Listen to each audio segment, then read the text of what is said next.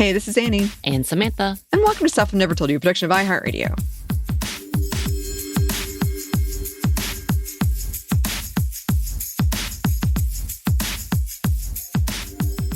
And welcome to another edition of Happy Hour. Whatever you're choosing to do, we hope that you're doing it responsibly. Are you doing everything responsibly, Samantha? Yes. Mm-hmm. Sure. You just got back from a trip and... I did. Very I'm tired. I am very tired. It takes it out of you. But yes, I'm doing well. And I'm doing it responsibly. And you? Yes. I'm also very tired. Yes. I was dog/house sitting for Samantha while you were gone. And it's not that it's particularly exhausting, but I don't know. When I come back, when you're not at your own house, it feels tiring. Mm-hmm. It does. And Peaches and I, I try to make her have fun, and so she's not so sad, and so you do a good job. Oh, thanks. Well, that is related because today I'm going to spoil the heck out of Silent Hill F, okay? What? If you do not want to be spoiled on that game, which just came out on September 25th, 2025, I got it delivered to Samantha's place. She was ready. My PlayStation 5, which, if you know, is not easy to move around because I love Silent Hill. I have loved it since I was quite young and probably way too young to be playing it. And so I just had to, I had to play it there, even though I get so scared there. It's not my house. It's funny. It's funny. Yeah. It was a risk. I have to admit, I was like, this might be a really foolish thing that I'm going to do. But it worked out. It worked out. I beat it while I was there. Okay. And it's not a sponsor. I just want to say that. But yes, I am, sometimes I'm light spoilers, but no, I'm going to spoil this all the way. Okay? Because, all right, well, first of all, I think I should say most Silent Hill games are set in a fictional town in America that is Centralia, Pennsylvania. It's based off Centralia, Pennsylvania, because that is where the underground coal fire has been burning and burning and burning. And so the road just splits apart and ashes come out and steam comes out of the roads. And it's 10 people live there now. And everybody who lives there is not allowed to pass their property on because they can't get the fire stopped. So most of them have been in America, even though they're Japanese, it's a Japanese company that makes them. This is, to my knowledge, the first one that takes place in Japan. And it takes place in 1960s Japan. So that being said, I don't know a lot about Japanese myths. And I feel like there's a lot of stuff in there that I was thinking, if I knew more about Japanese culture, I'd probably get this. But I don't. So I might have missed some of that. But what I can tell you is that in this game, you play Hinako, who's probably I don't know, freshman high school equivalent age. And I thought, because we're on this show, sometimes I'm like, am I reading too much into this? Because it feels like the entire message of the game is don't get married, women, because it's a trap. You did send me that. It turns out that, no, that was pretty much the whole message. I looked it up the next day just to make sure I wasn't, my feminist brain wasn't putting messages that weren't really there. Nope. That was pretty much the message. So, you're playing as this character, and the way Silent Hill kind of works is usually you're being punished for something, or you think you have a lot of guilt about something. So you're in your hometown or whatever, and then you go to Silent Hill, which is kind of purgatory. And you have to face these trials and eventually face the thing you're trying to avoid, or the guilt. So every time she goes into Silent Hill in this game, there's this guy in a fox mask who is following her around and is just sort of in my opinion, creepy. Another friend of mine was like, I could see being into that. I was like, no, he's a creeper.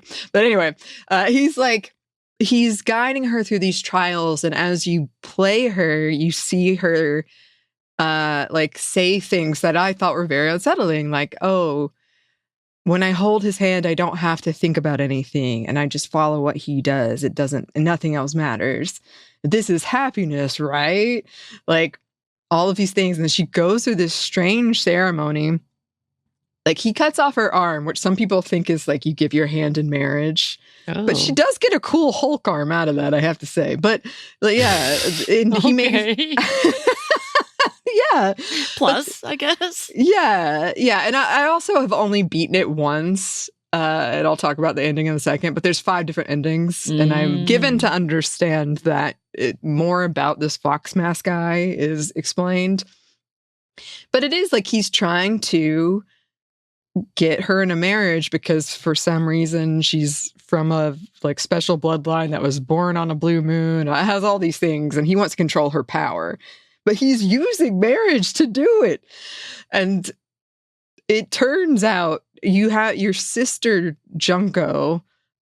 She was like the perfect kid in your abusive family and got married in an arranged marriage. And she keeps popping up with all these like tidbits of you need to decide what you want. And you're reading through Hinako's, the main character's journal, and she just didn't like these stereotypes and things she was supposed to conform to. She was very much like a tomboy. When she got to middle school, like her whole friend group changed. And I have to say her friend group sucks, but they changed and she didn't get it. She was like, I don't get why they all want boys now. I just, that's not my thing.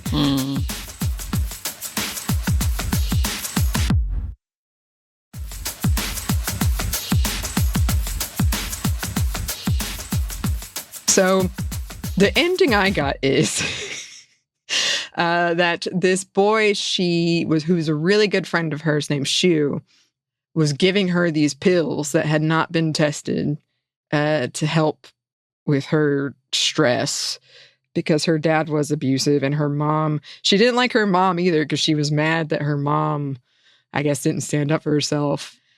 So she was giving her these pills, and she is getting trapped in this arranged marriage that her dad was like trying to force her into, and she went on a massacre and killed everybody. It's called the Arranged Marriage Massacre. And one must assume she's institutionalized, because the ending was so... I was so confused at first that I didn't even know if she was still alive. Like, because they're talking about her.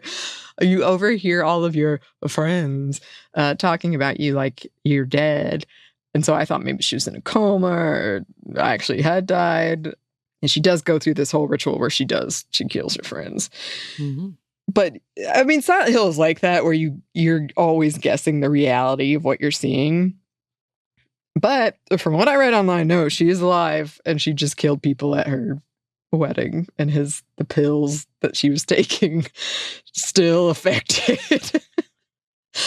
So, yes, it hammers home this whole marriage thing. And the way you like read her journal, she does see it as like, her sister got married and then was taken away from her. Her mom is in this marriage where she's being abused and all of these things, and just all these fights, and they're in debt, and like not a good relationship. And also the kitchen comes up a lot because her dad's always yelling at her mom about, I don't like what you cook. And she's always like, well, then you should cook, which I related to because I got into that with my mom too.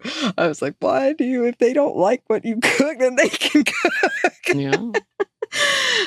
So I saw that. And then she's got kind of this guy, Shu, who is her partner, and that's what they call each other, when they were best friends, and they had this game that they played all the time. And her relationship with him made her other friend, Rinko, super jealous, to like, I might murder you jealous. And probably does in another ending, I'll find out. But you've got him, and he's like the quote nice guy in the real world. that was giving her these pills. And then you've got the Fox guy, who's sort of the dangerous let me cut your arm off guy. But they both treat her differently, and she comments on it like several times, like, don't talk about me like that. They, like, Fox guy says she's really delicate. Like, they have all these things where they're trying to protect and control her choices. And it's made pretty clear that she sees it as, in the end, like, she has this battle between the woman who's trying to take her over and the woman she wants to be. And it's clear that, like, in the bad ending, you lose who she was, and she gets married. And she loses her identity, and she becomes his identity. Oh my gosh. And then, yeah, just the whole kind of friend groups fracturing, and especially between her female friends, even though yeah, also not great, but her female friends and her, that you can read, there's a part where you can, like, see in their minds and see what they actually think of you. And it's so terrible, but it's things like, you know, you don't realize she acts like she's not one of the girls, but she doesn't realize how pretty she is. And now she's with Shu, and she's just leading him along, like, all this, like, really negative like stuff that a lot of us have heard. And, like, middle school is a very tumultuous time. Yeah. I'm glad it wasn't this tumultuous for me. But yeah, you do have, I remember thinking that too, but I was more in terms of, like, I don't get, everybody suddenly wants to date now, and there's all this drama around it. But it was a very interesting game. I was not expecting such a message about marriage being a trap. And, you know, from what I read, like, the other endings, I kind of felt validated, both because people had written about it. It's not just me thinking this, but also I feel like in every ending, if you get married, that's the bad ending. There's not a good... You don't want those dudes. Right. You don't want those dudes. And, you know, we always say on here, happy marriage, equal marriage, equitable marriage, great. Right. That's fantastic. But it was so interesting, and especially given the time, because it's set in the 1960s, that it was just interesting that it had this message of that, and her being so resistant to it and not wanting to conform, really. Like, she just really hated, because you can read her journal as she goes along, and she gets angry and angry, and it's like, this is not who I want to be, this is not what I want to do. And who am I? If you get the good ending, she's like, this is who I am, I remember my name. But if you get the bad ending, she forgets her name. And also, like, changing your name. But anyway, I really enjoyed it. I'm excited to get a different ending. I've like looked up generally what they are, but I don't know. Oh, you kind of spoiled yourself?